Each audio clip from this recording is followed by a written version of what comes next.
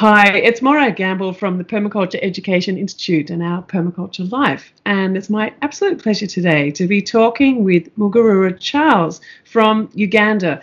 And very shortly, in about 30 days, my children and I will be in Uganda with Charles, working with him on a whole series of different permaculture programs, and particularly a permaculture course, and looking at a whole different range of programs. Anyway, so I wanted to introduce you to Charles and hear from him actually about, what does permaculture mean in Uganda, and why Charles is actually doing permaculture, and a little bit more about the programs that we'll be doing together. So welcome, Charles, to our Permaculture Life show, and it's a great pleasure to have you.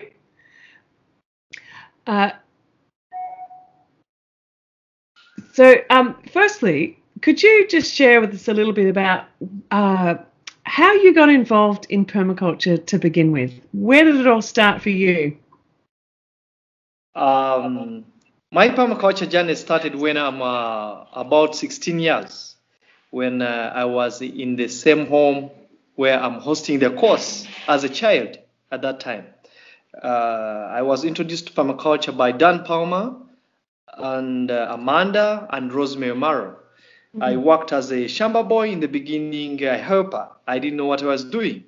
Then later on, I was very active, and one of the ladies funding the program, Jen Smart from World Bank, funded me to take my first permaculture course with my other two colleagues. Mm. So from that time, I seemed to be a little bit lost to find what I need to do. But when I turned 16, about 19, 20, I decided to look into what I really want to do for my life and for the rest of my life. That's when I felt I was studying to be a flight engineer in the beginning. And at the end of the day, I had to analyze, what do I want to do for the rest of my life? I want to help people. And permaculture is quite a different path, isn't it? Yeah. So I said, what do I want to do for the rest of my life? Mm. I want to help people. And how can I help people? Mm. And in the fact that I had already started helping people, because I started doing projects when I'm still very, very young. At the age of 20, I used to move to Rwanda, to Kenya to design farms. And also I started with the Unelder program in my country to support elder people to have a more improved diet by setting up home gardens, permaculture small gardens that they can manage themselves, especially the carbon garden where they don't need to weed, So with that, I think I came to a point that I defined my passion, and I took permaculture as my lifetime career up to date. And the way I've decided to package it has been in different categories. That's why we registered as a social enterprise, such that we can be able to create sustainability bridges within our model of application in terms of working with the community, also with businessmen, as well with the schools. So, however, sometimes this applies on the circumstance of your client or the community you are engaging. So, yeah, but permaculture has been a very, very special journey for me.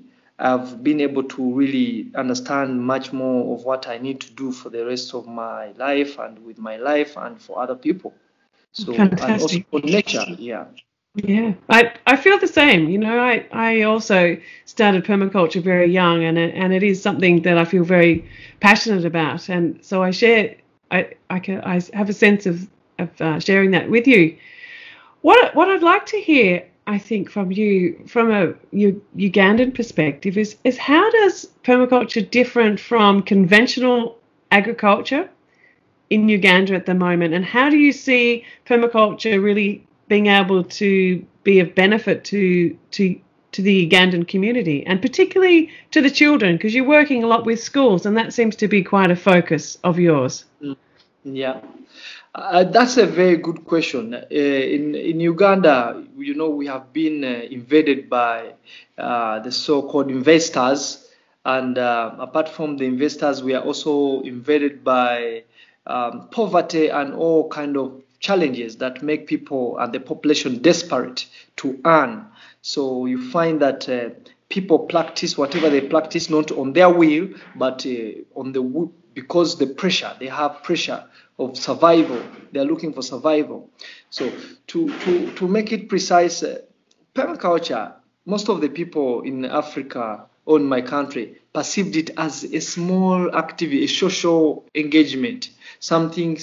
People think something small, something small gardens around, which I try to define, to define more. I feel there is much more need to define permaculture in an economic sense. That's why I really based on my design to design a social enterprise to help people understand how they can make money using permaculture, but at the level that they can sustain nature, they can sustain the natural resources. And that's how our model design works mostly, especially when we support communities, because all these communities want something to eat. They want money to take their children to schools. They want money to get clothing. And if you don't show them how to do that, they will never follow you. They will never understand what you're doing. So we feel there is much more need to build capacity. Permaculture is totally virgin in my country. I'm one of the youngest permaculture practitioners across the country and across East Africa and across Africa. And I have now, I can say, 10 years of experience because I started when I'm 16 and I did my PDC after 3 years of practice of permaculture, 3 years of practice. That's when I did my PDC. So, and I've been doing multiple trainings and I've come to realize I just need to apply much more than, than taking. I have taken in a lot, and I feel it's really time for me to do lots of practical things on ground. And I've almost most of my trainings, the way I train is mostly hands-on. I'm not a perfected man of a blackboard, but I'm hands-on work, which is precisely very good for people illiterate, literate, and all kind. It's really it's open to different audiences, and also for children too. Yeah. So we have also plugged in permaculture into Sustainable Development Goals and the Paris Agreement. Permaculture is one of the tools that you can use to address practically, not theoretically, practically. Absolutely. So what are we demanding to address all the challenges of this country, the challenges of Africa, the challenges of poverty? We need practical skills that can meet needs of the people. And permaculture is addressing this. What it calls is, it calls for systematic design, a process that every teacher understands and they can apply it and they can make it multiply. So, and I feel Uganda is at a level where it needs more teachers, more permaculture professions, and demonstration sites. And one of our focus, why did we choose to focus on schools and communities? It's like in Uganda or in Africa, every parent is struggling to see that every child of his goes to school. Everybody goes to school. Mostly, the majority, if the population in a community is about to 100, almost 80 must go to school. And today in my country, we have the youngest population where 77% of the population is below the age of 35, and 7.7% is below the age of 25, actually 24. So what does that mean? The country has one of the youngest population in the world, also followed by India, followed by countries like Ethiopia. So you could see that our population explosion is very, very high.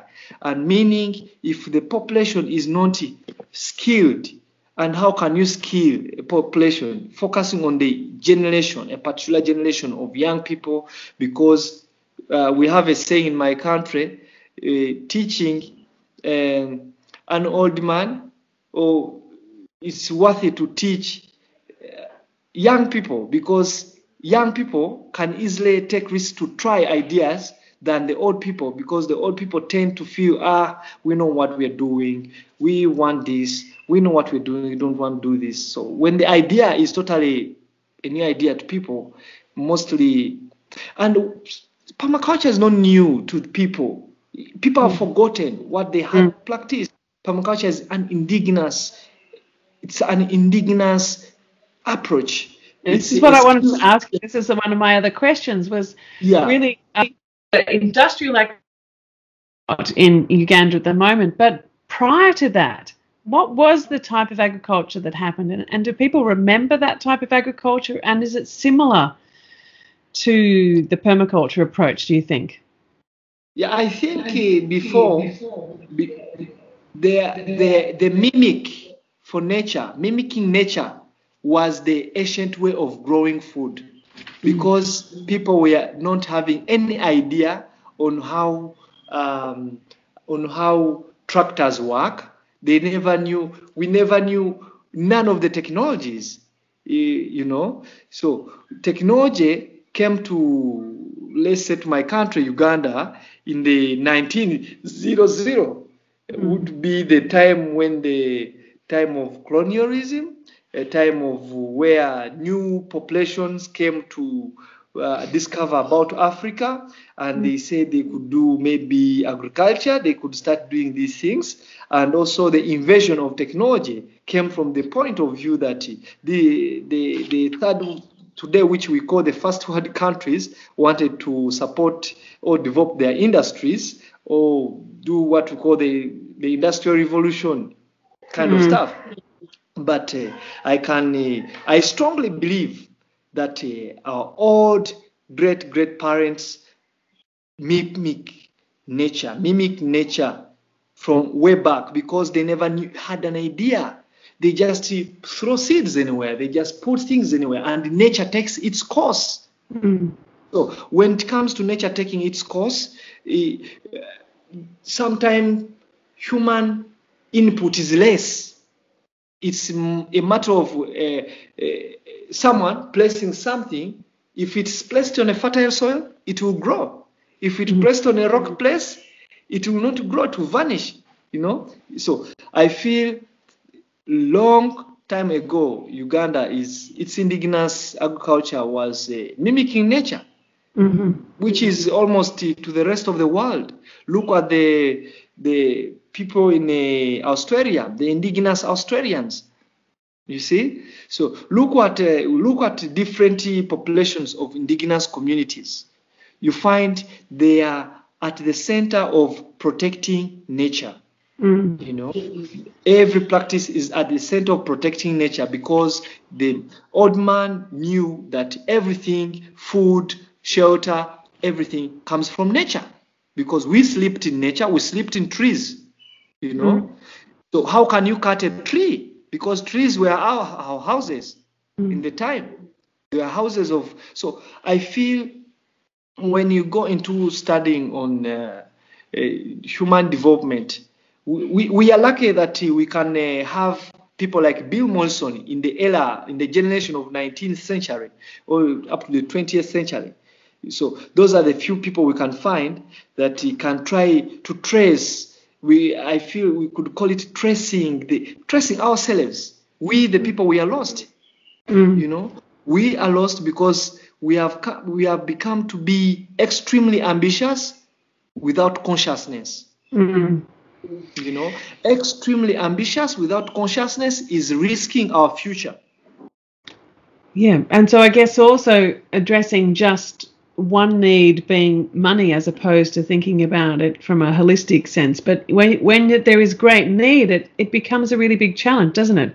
To, like you were saying, to bring that consciousness forward. So finding a way that permaculture, as you're talking before, can bring forward that Indigenous connection and the value of nature as the basis of protect nature. We're protecting all life. And how can we use permaculture today to respect that, but also move us forward. It's not about looking back. It's about moving forward in a way that brings that understanding and that depth of knowledge with us. So, and trying to find another alternative to, things that are damaging our soils, things that are damaging nature, things that are damaging our health. And we just have to look at the state of the planet and the state of health of most people on the planet, that something needs to change. And I've, in all the sort of exploration that I've had over the years, I keep coming back to permaculture because it does provide really practical, usable solutions that are about communities taking responsibility for making changes where they are.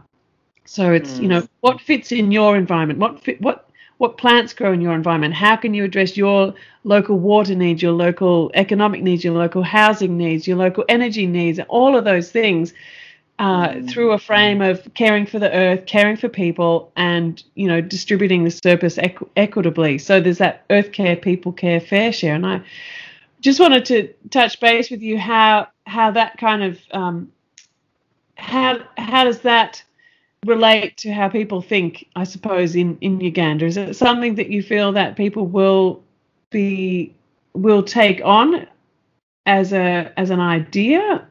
I know that I just wanted to go back a bit there, that one of the things we were talking before when we were chatting was that there's a big organic movement that's in Uganda at the moment. It's like 200,000 organic farmers. So the idea of actually growing food without chemicals is not a new one, either from an Indigenous perspective or from the organic movement.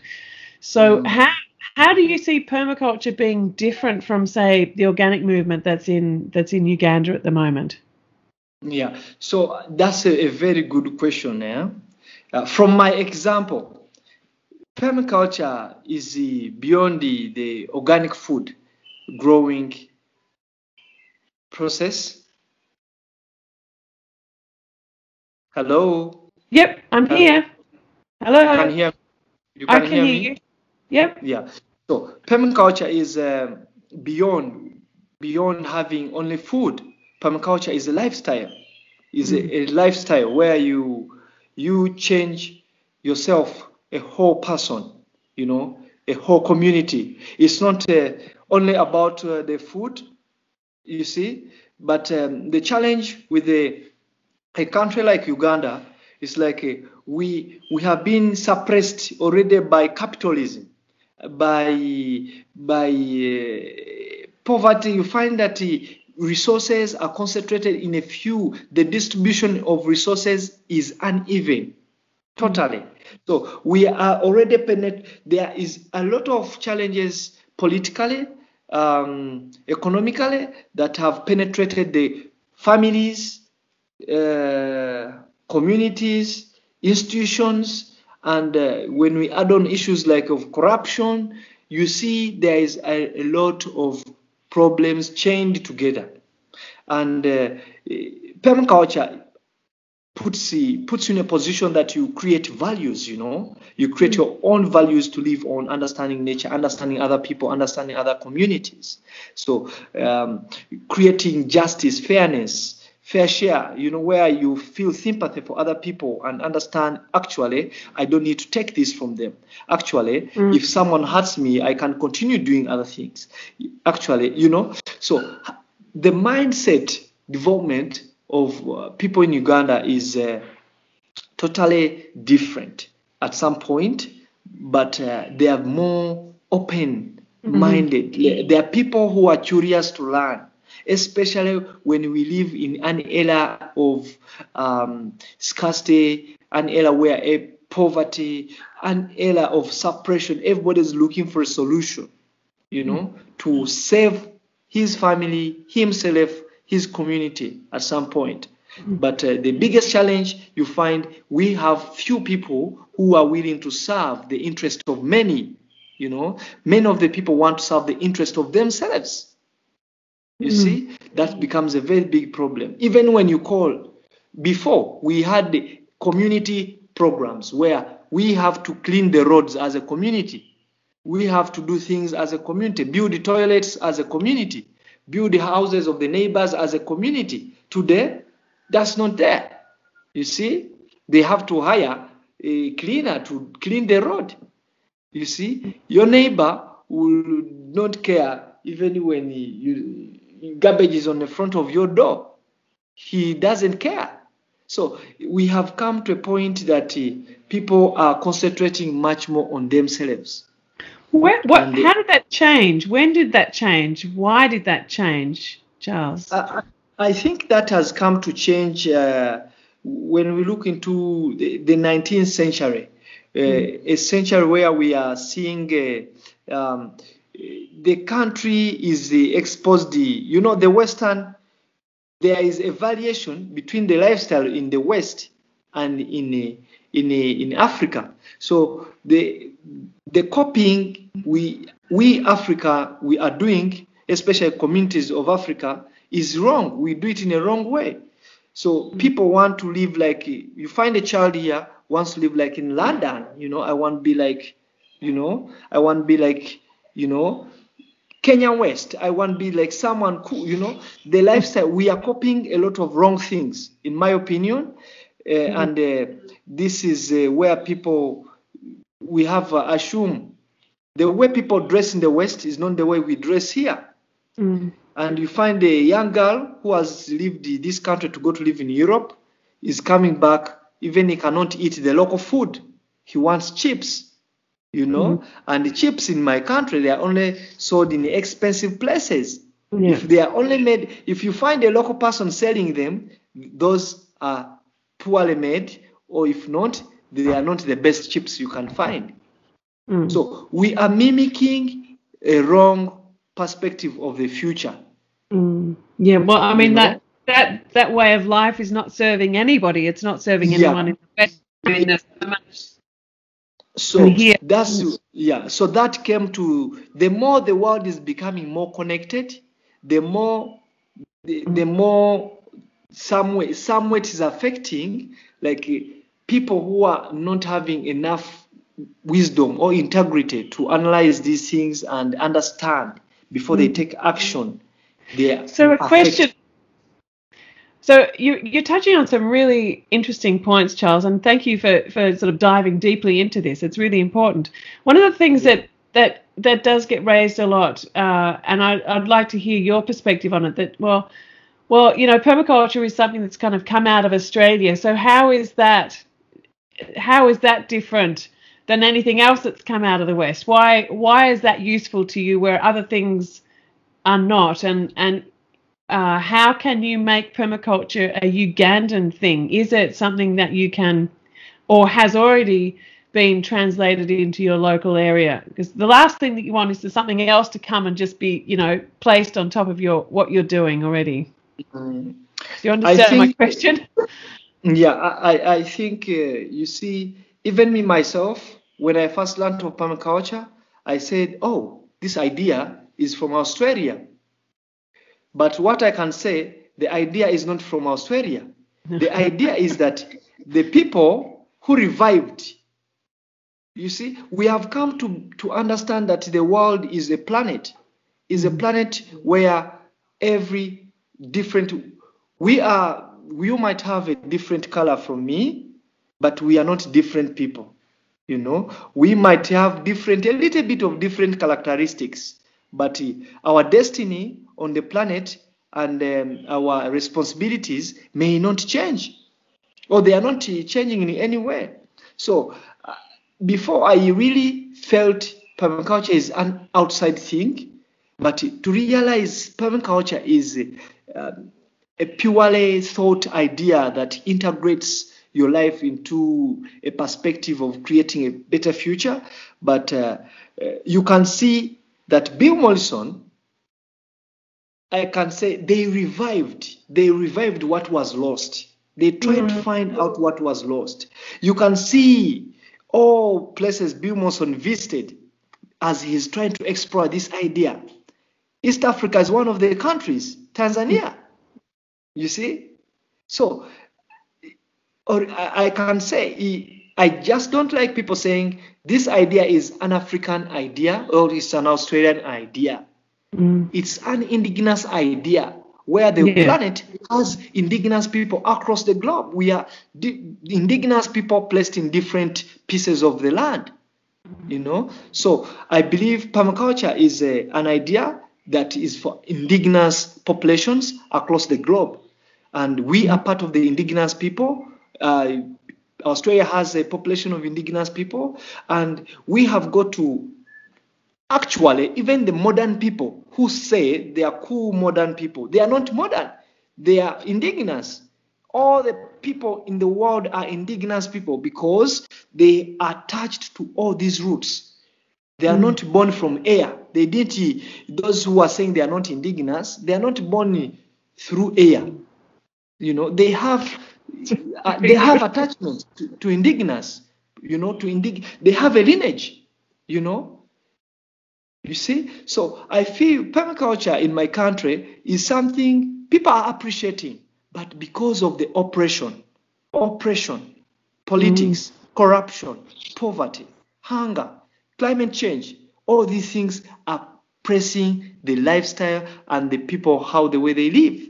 So what is the Can the I just idea ask you that?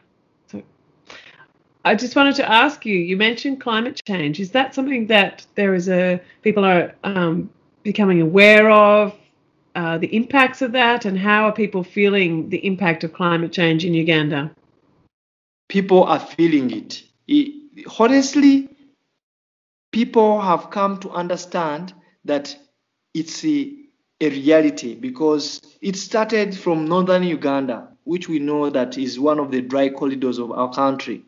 And you could see there is a lot of changing patterns. The old people can tell you that we are seeing a lot of things changing today in the weather pattern, extremely changing, which is barely not okay for a country like Uganda because we lie in between the green belt of the whole continent.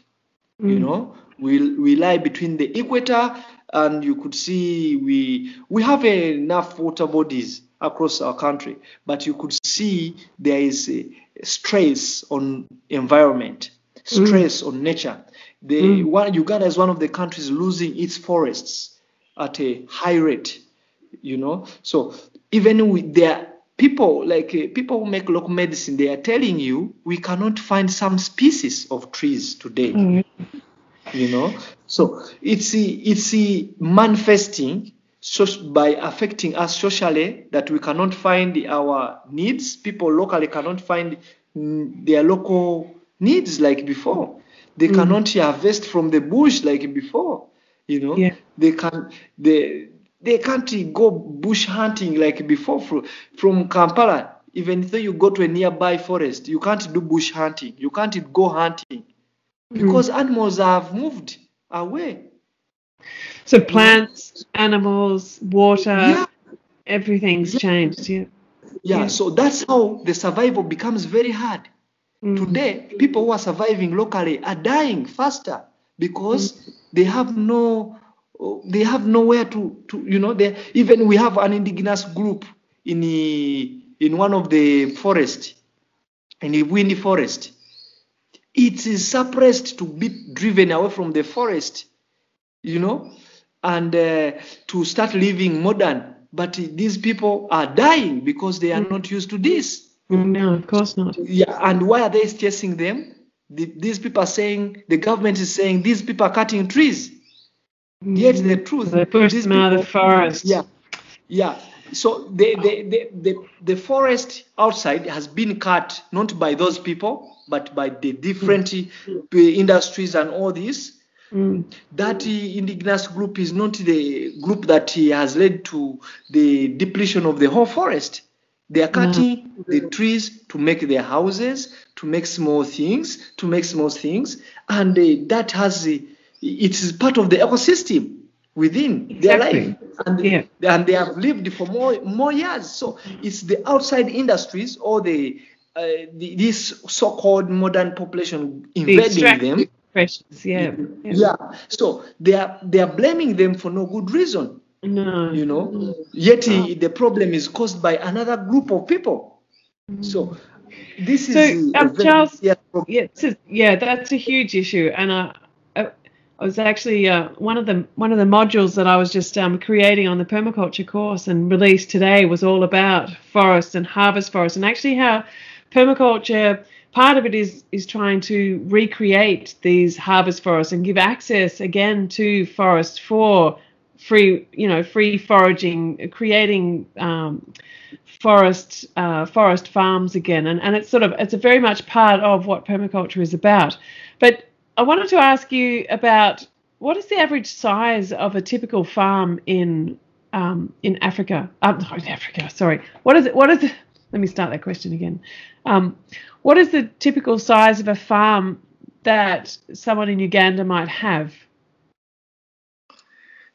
Today, before it was, it could be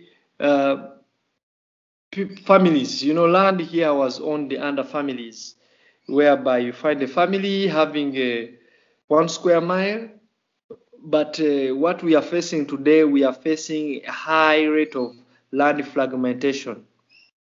So the average ownership of land can be 1 to 2 acres or 1 to 4 acres, which is precisely a good piece of land. You find also rural people in the community, the poorest people, having, they might have 10 acres of land or 4 acres of land. So land issues have started to be a problem in the 19th century. Coming to the 2000th century, it became a real problem because the population explosion has led to land fragmentation.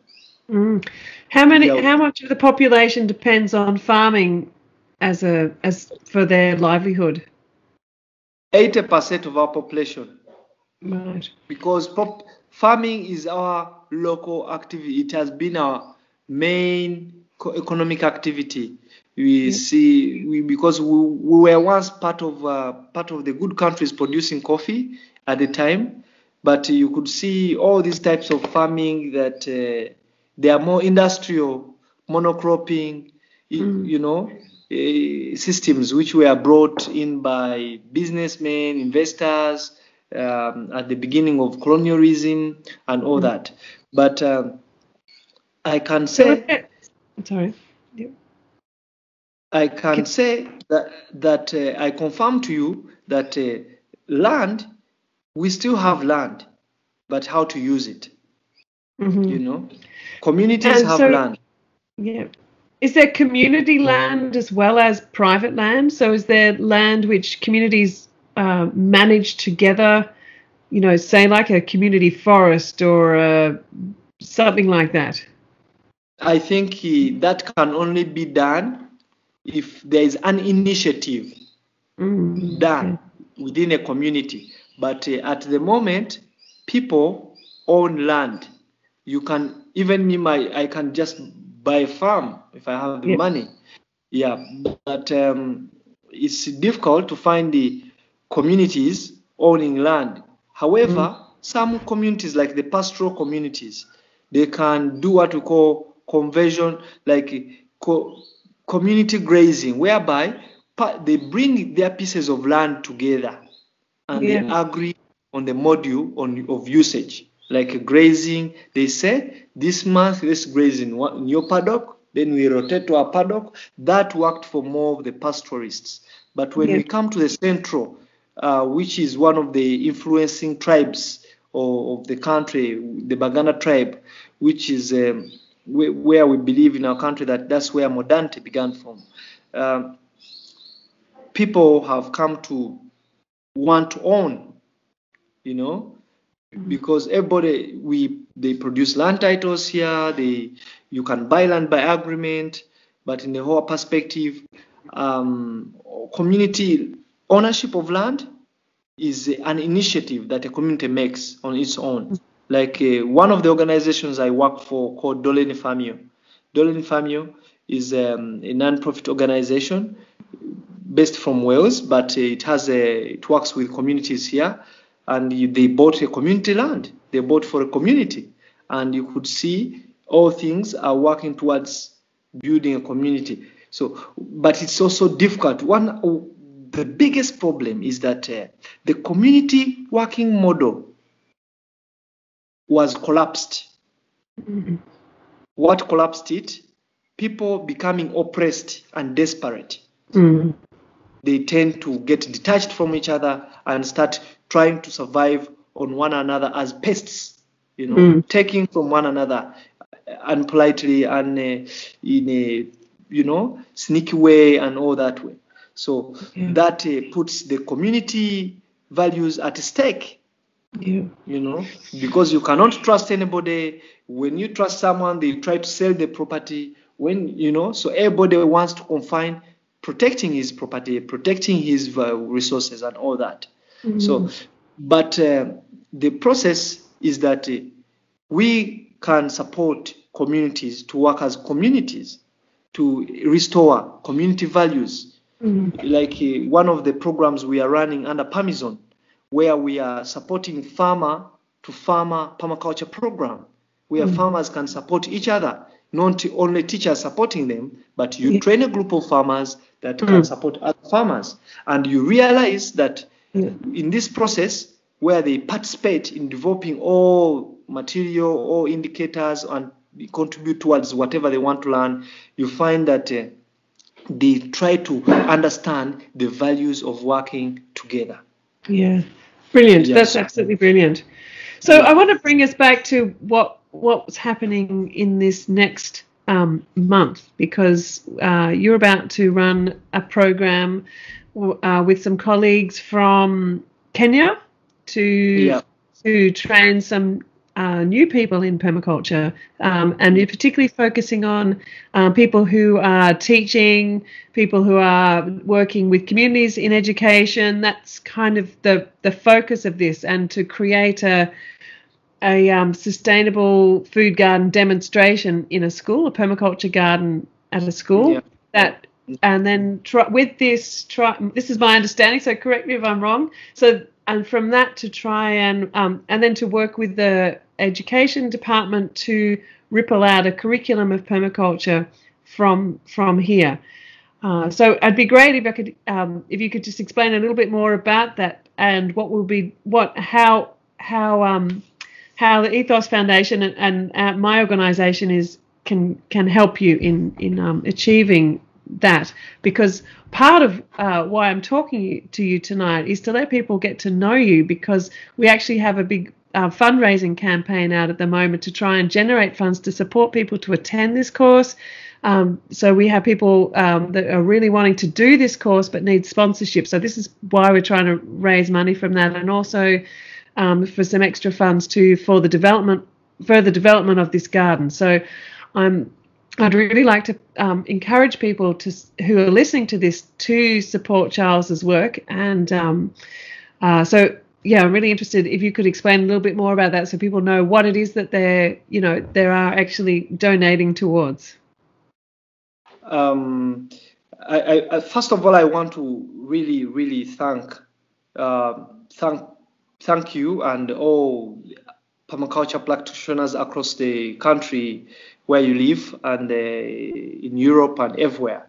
It seemed people are understanding the value of working as a global network, understanding the values that we can do this from wherever we are, So before I really give you the details, I want to inform you that this is one of the biggest course that I'm going to run as the lead teacher for the first time. And Permaculture Education Institute, working with us as the monitoring body towards standards of output, means a lot to me as a growing teacher, and the team I'm going to work with on this course. And we have come to believe that we have to be responsible for every single action we take. So we cannot wait for people to do everything for us. And permaculture has put us in a position that we agree to work together with everybody. And that's why we continue to plead for your support, your partnership, and your relationship, because we are young people, and you find that we are very enthusiastic, very doing proactive, but we lack guidance at some point. And this is a very good opportunity working with you. I really want you to know this.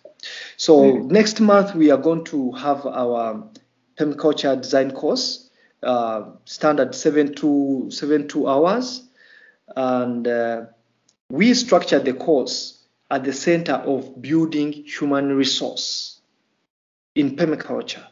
So at the center of building human resource is where we tap into already existing professions, already existing processes or institutions that are, because these are the same institutions or the individuals who are, if not doing the actions influencing 2, 5, 10 people, they are handling a project that influences about 2, 20 people. So that's why building human resource means building capacity. Building a community where we have capacity that teachers can be able to teach without. We don't want an environment where permaculture is monopolized.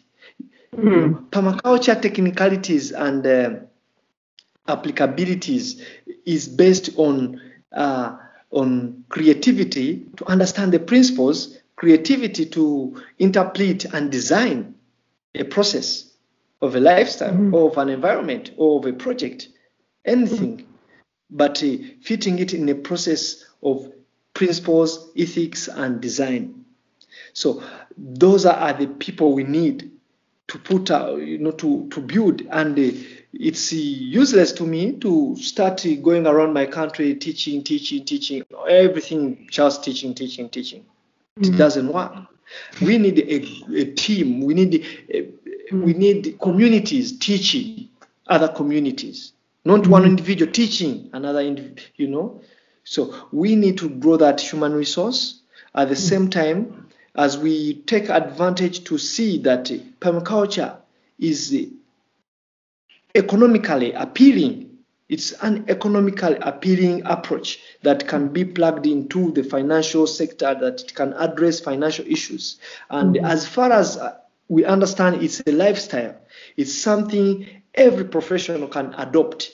Permaculture is a plug-in for a universe professional development processes.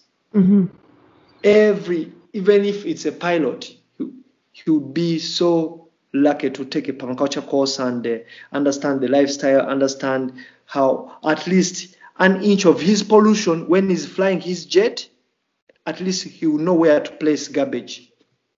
If he cannot stop flying the aircraft, he will understand where to place garbage or to recycle.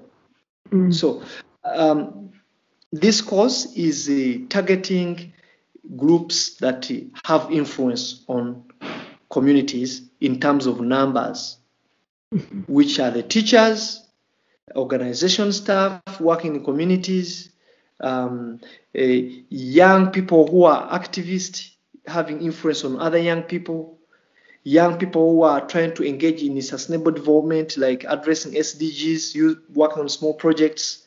So it's at a point that we want, or we believe, not even want, we need to start addressing solutions, addressing our problems in a way that we are not desperate.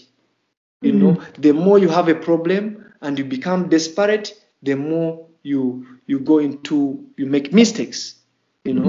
So I feel permaculture gives people a position of confidence about working towards a better future.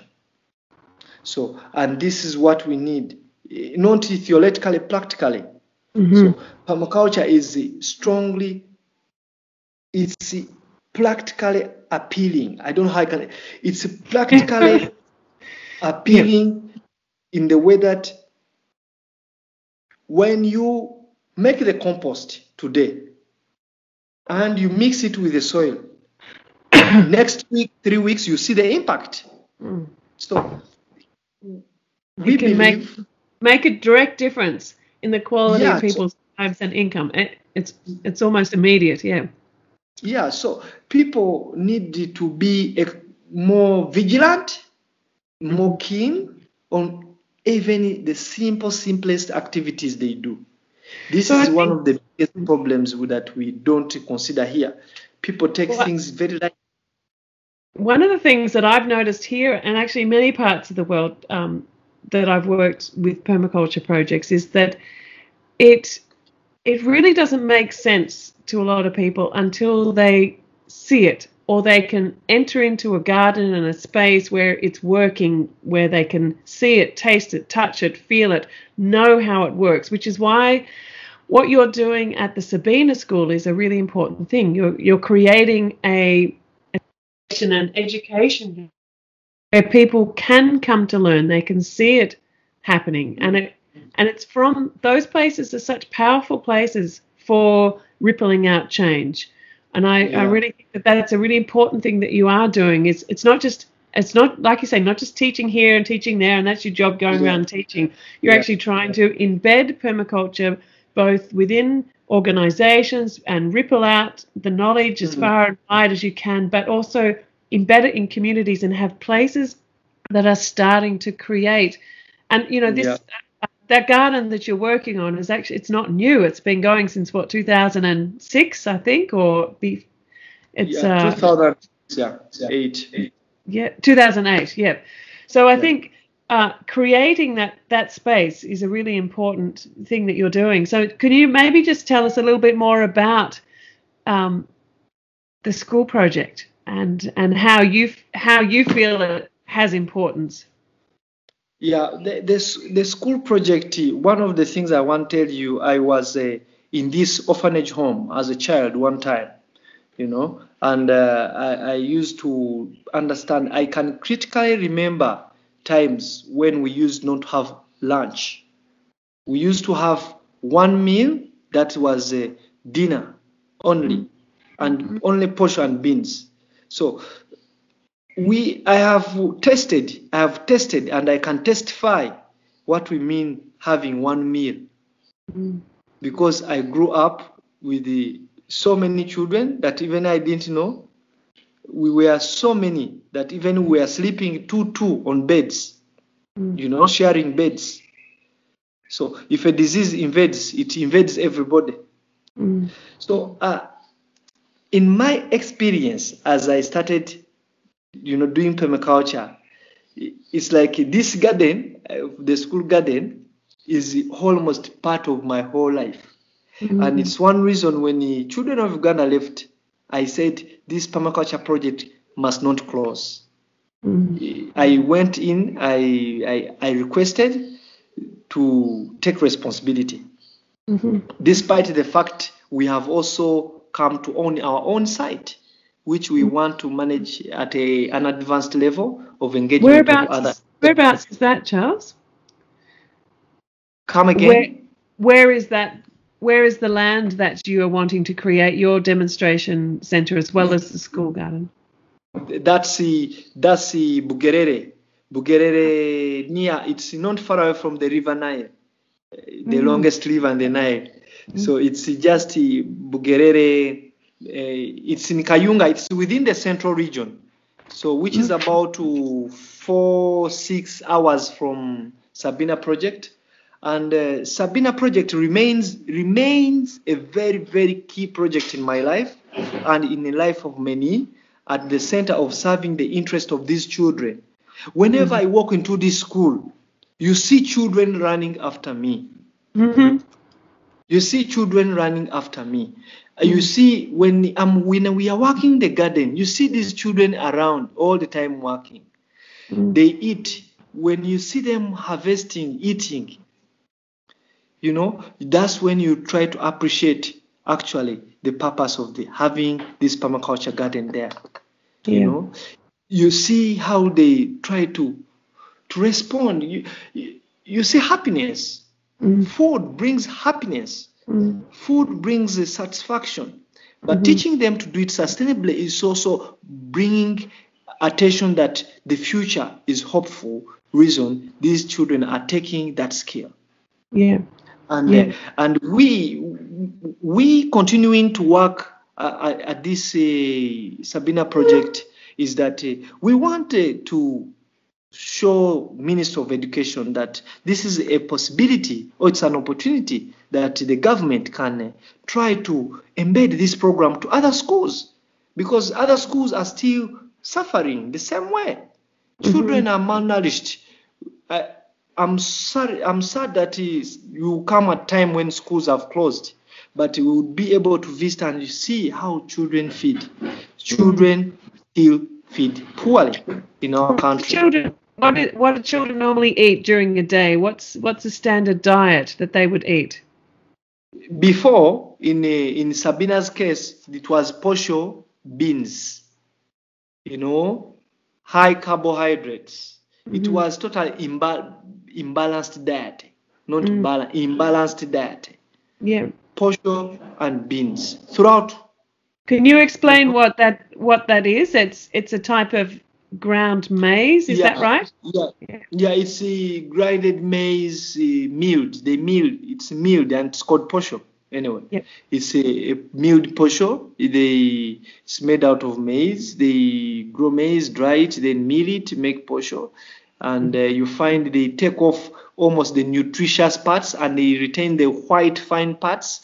The beans are very, very good to having iron. And I think it's one of the best alternative for all schools to feed on students. But no greens or where's the green vegetables in that? Is that where the permaculture gardens come in to actually introduce more diversity and the permaculture garden food?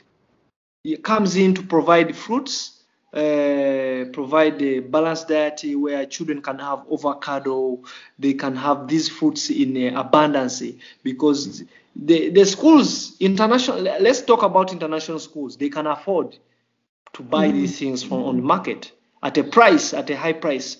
Look at the local schools, they cannot afford. If they cannot even afford to sustain their teachers, they can't afford feeding the children on a good diet. And do schools provide a lunch for children when they're there, is that right? Yeah. But that only happens in boarding schools. Some day schools don't provide that. That's why we have a dropout of students. We have about 70,000 pupils, as reported. That's reported in 2016.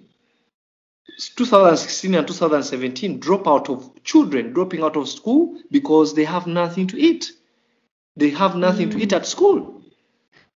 So making schools so school gardens is actually a really, really important thing, both for children's education, for their nutrition, and for the learnings that they will take away from that garden in order to create a sustainable life for themselves. Yes, I'm telling you, because let me give you an example. We have a story here now. In our days, we could only go to church during the mango season when we are children, because the church had a lot of mangoes planted around it. But suddenly, as we go to church, you find that we went there for mangoes, but we end up in the church. Because they will not allow us. They will not allow us to eat the mangoes unless we first go for the mass. You see, so having children in schools is partly putting an environment that is enticing, that is encouraging every day. What is that thing that encourages that child to go every day to school? Food. Making an environment very conducive, very attractive, very adapting positively, that it's fitting in their needs, So I feel that is also very important. But today I'm very, very happy about Sabina School. You will see, when you come, you will see the ground was totally a different ground, what we have today. It would be really good to get some. So while I'm there, I will take lots of film as well to be able to share to people so that we can continue to support the work that you do. And it would be great if you had some before shots and some shots now so we can actually show the difference of what can happen in the space of a few years. You know, it strikes me too, you're talking about meeting up with the Minister of Education while we're there so that, we can talk about curriculum. But it also strikes me that what about the Ministry of Health? What about there are organisations that support, children's health that maybe not even government organisations, but other organisations that could place school gardens as a sort of a primary strategy for helping to address, children's basic health needs. Yeah, that's a very good scope for us to engage, and the Ministry of Education seem to have an upper hand on enabling us to reach out or to have these all partners engaged. And when I got my first meeting with them, it looked totally impossible, but I continued pressing on these people, and you could see they are now bending towards understanding what exactly this is about. And that cause we people who are trying to introduce this to them is that we have got to be more clear, more structured, more strategic, and very, very, very keen on what the outputs. So the development partners might are the 50% chances to invest in this. Reason, the government, they normally tend to have stretched budgets that even money to finance those budgets is not immediately available. So sometimes it's very dangerous to rely on the government on raising funds for running a project, unless they plan for the project 2 years back, then they include it in the next budget. But once we sign our MOU in taking on permaculture at a national level, engaging schools, that means we have an open door to discuss with the development partners to invest these resources in these projects. So Charles, how would you like to invite the international permaculture community to support the work that you're doing there? What help do you need from the international permaculture community to enable you and the other young people in Uganda to do this work, this really important work for so many people? Yeah, currently you can see that we are working so hard to build human resource, which is part of the courses we run. We strongly call people to really stand with us and support us when we are running courses. We get as much numbers as possible to participate. But as we are looking in developing a sustainable strategy on how to continue to foster permaculture professionalism, we chose as a permaculture social enterprise, we want to build a permaculture school. Yes. A globally recognized permaculture school in Uganda, whereby this school, the dream is, Bill also never had an idea that he wants permaculture to be academia or something. That wasn't part of his intention when I tried to understand him. He wanted something working locally. But as far as we see what is happening, and the atmosphere is very aggressive, that we have got to be in an institutionalized the approach that we can penetrate different scopes of institution and communities, careers, and all this to influence the whole world. But so we are working towards building a permaculture institute, which is going to be offering courses throughout the year, month to another month, month to another month, week to another week. So meaning it's not about quantity, we want to create this institution at equilibrium of quality at equilibrium of quality and professionalism and demonstrating, because the site we are developing, I myself and part of the family that supported me has invested money in it.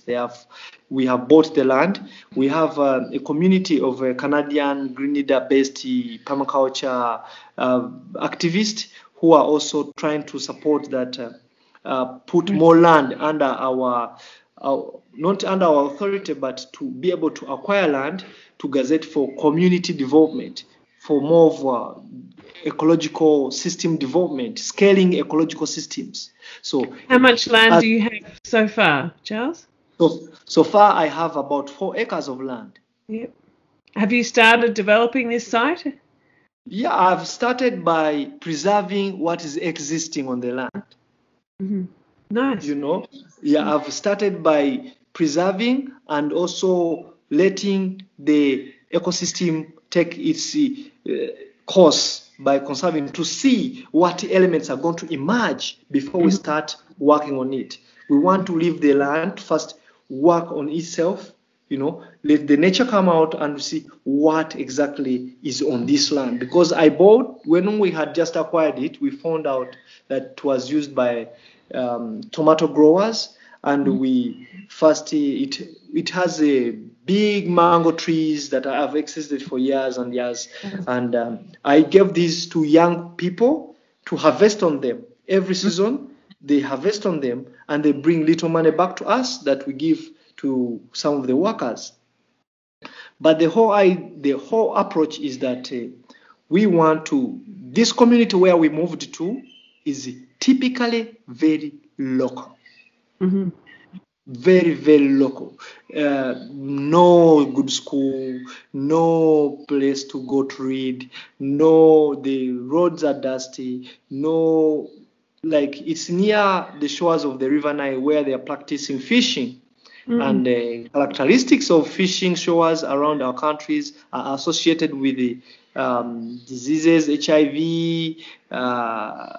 because they do only one job, you know. So we want to find a grounded strategy that we can serve this community, but we serve the whole permaculture development process across the region, and that is Broadfield as a social enterprise is continuing to foster permaculture-based tailored products and programs. And that's one of the fertilizer we have. We are making the organic fertilizer, and also we want to be able to give placements of internship for all participants from the permaculture school that we are developing.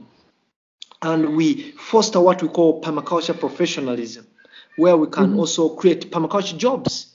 We can create permaculture opportunities beyond the walls of economics, you know, beyond the walls of politics, where we stand and they can talk to the other end of side, say, look, Mr. President, look, you know, where people can come and see. And this site is basically, we want to divide sections that we can demonstrate each principle. You know, when we talk about principle of observation, someone goes and really understand all that. When we talk about permaculture in the city, how to develop modern cities, how to develop sustainable communities or sustainable cities using permaculture, we go and show you how to make culverts which are permaculture designed, the roads, road designs, you find house designs, all these things. And we have a successful story from Zanzibar, from one of our friends called Franco.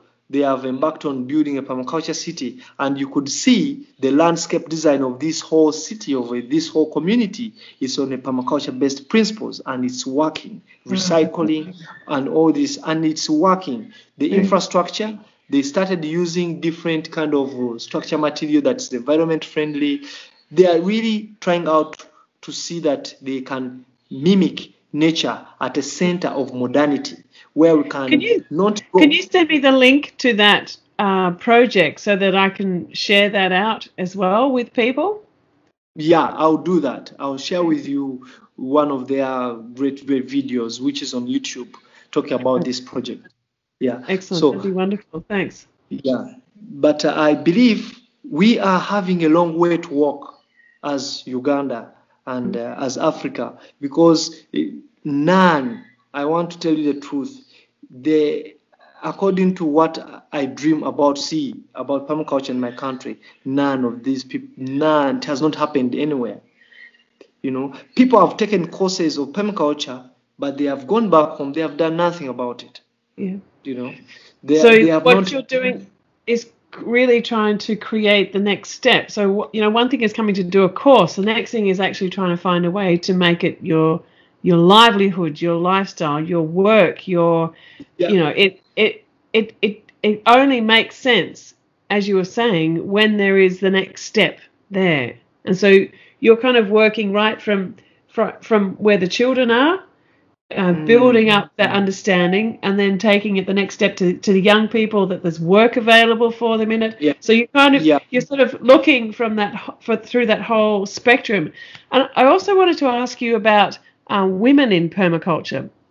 So is this something that you see really helping women in communities to be able to help, with women's self-help groups? What's your perspective on that?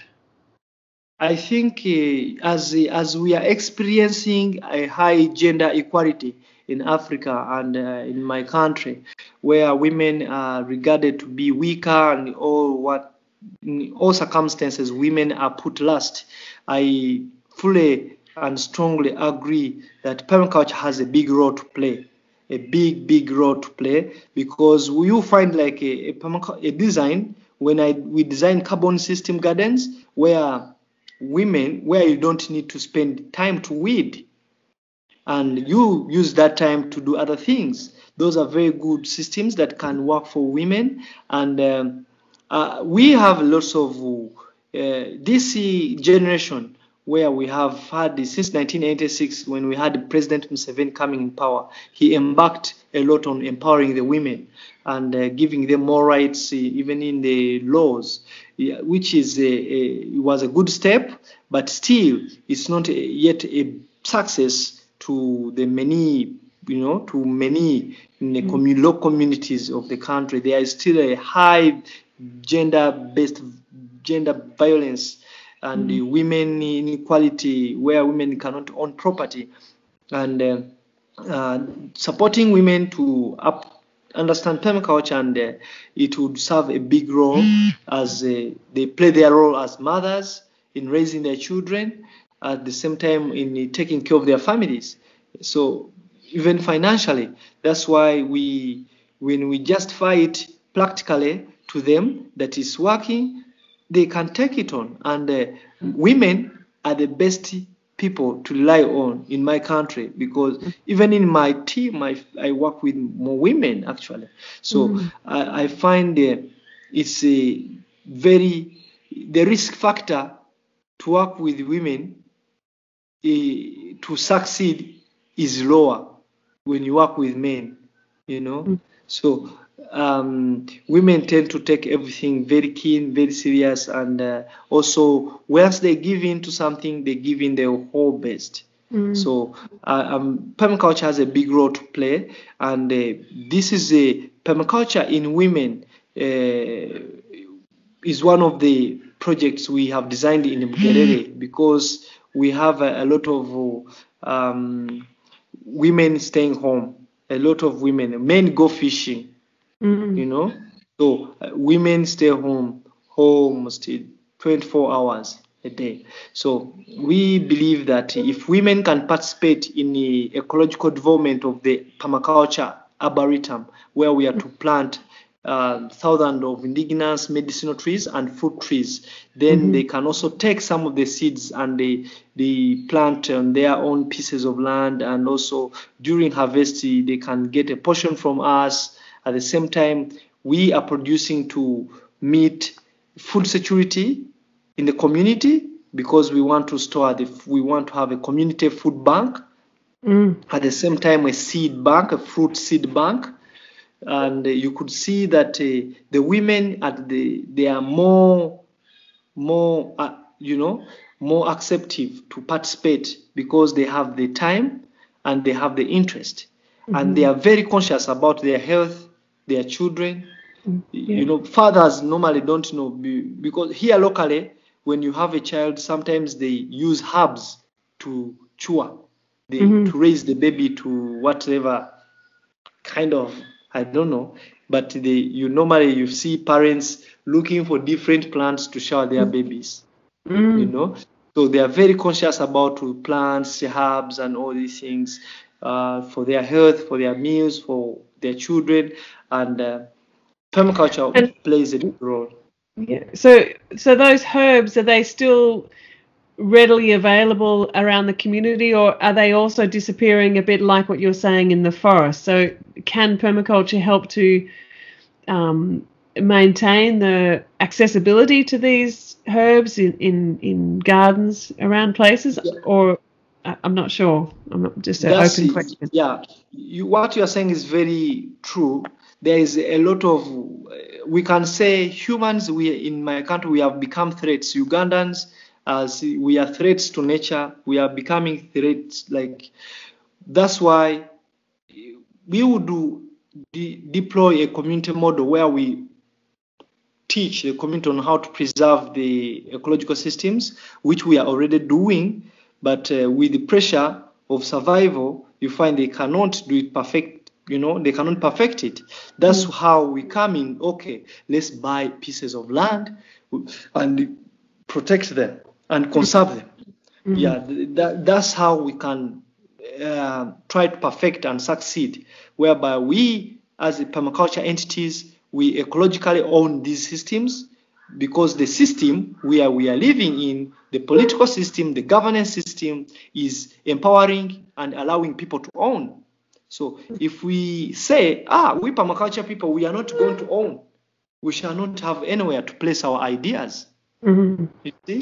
We shall not have any space to place our ideas. So the idea is we are trying to acquire these places and have control, not extreme control, rights, having rights on the property, such that we can succeed in demonstrating ecological systems.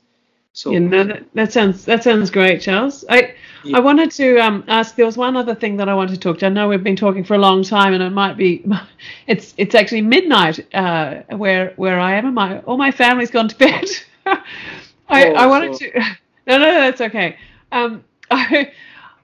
One of the other things that we had talked about was part of your idea is to create a permaculture, like this permaculture training and education centre and resource centre, and in order for people to access trainings and materials and information, you're needing permaculture books and maybe laptops, things that people can actually, you can set up and help to enable people to access material. Is that something that you need? Laptops and books? Just trying to think, what are some simple things that people, like, I'm coming over in a month, what can people send with me to take to help you directly, immediately? I think that's a very critical question and very important. It comes to me in the right time. As much books as we can get for people to read would be more great. And you find sometimes I've been discussing with the translators this last two days back. We are trying to we contracted translators to start working with us on translating some books, like the manual, and also some key books that we feel are very comfortable for community to work with, more digestible. We want them to be translated into local languages. As many books as we can get, the better, because that's how we can get ideas on how to get more information and how we can try to structure it and place it into a practical sense. And also, as I told you, we are moving into an era where technology is becoming, instead of technology becoming a threat to us, we want to find a way how to incorporate technology in permaculture. So, and Permizone, one of the projects I'm working on, is supporting an application development system for permaculture, and to be able to accommodate all kinds of groups really, but at the center of providing permaculture information and also factual database for permaculture, and teaching people today to be able to fit in the whole system. Technology is becoming a priority or part of the tools needed, like what we are doing today, me and you being able to figure out on how to use Skype, on how to place, that's partly very strong, because this is spreading information from one community to another community, whereby each of these communities hold millions of people. So it's a very strong tool that it can create awareness. So I believe any technology would be very relevant for us. So Charles, I want to thank you for the time that you've spent talking with me today. We've taken a really long journey around a whole lot of different issues for you and your country and your community, and how permaculture relates to what's happening there. So I want to thank you for your time.